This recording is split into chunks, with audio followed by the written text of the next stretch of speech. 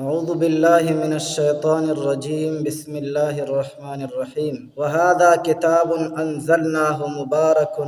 مصدق الذي بين يديه ولتنذر أم القرى ومن حولها إذا تمندو فدي آيات كريمة الله كريم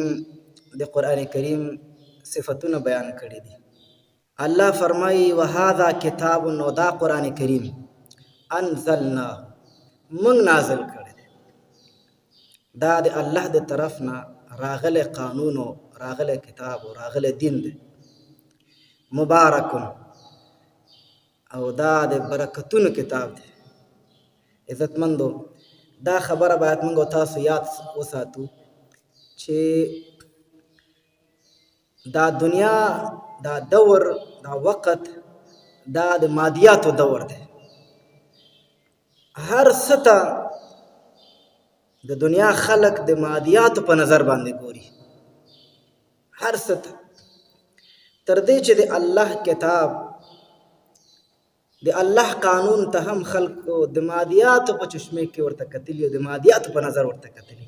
هغه څنګه قران کریم د برکتونو کتاب دی نو خلق د دنیا یعنی دا د دنیوي برکات چې کوم دي مادیاتو کوم برکات دي دا د قران کریم پورې تړي خو لیکن هغه حقيقي برکت چې هغه مانوي برکات دي هغه ته د چا فکر او فهم نشته نو د دې وجه نه عزت مندو الله فرمای دا مبارک کتاب دی د برکتونو والا کتاب دی چې چا نو کور جوړ ک نو قاریان راولي چې د قران کریم ختم وکي قاریان را جمع کوي او راغونډي خو اسلامی ملک چې کله جوړ شي الته خلق د الله قانون نه نافذ کوي بس ظاهری برکتونه دې پس خلق لګېدلې دي سورۃ واقعه وای رزق د فراقيږي پلان کې سورۃ وای نو دغه خیر درته رسیږي خدا خلکو هیر کړه ده چې دا معنوي کتاب هم ده اصل کې دا معنویاتو د پاره راغله اصل کې دا د آخرت د ګټلو د پاره راغله او دا کتاب د عمل د پاره راغله قران کریم کې الله فرمایي ولو انهم اقاموا التوراة والانجيل وما انزل اليهم من ربهم لاكلوا من فوقهم ومن تحت ارجلهم الله فرمایي چې د اهل کتابو کچرته تورات قائم کړي وي هغه د هغه حکم نافذ کړي وي هغه فیصله کوله او که انجیل والا او انجیل نافذ کړي وي او کچرته قران والا قران کریم خپل قانون جوړ کړي نو الله پاک په دې باندې برکتونه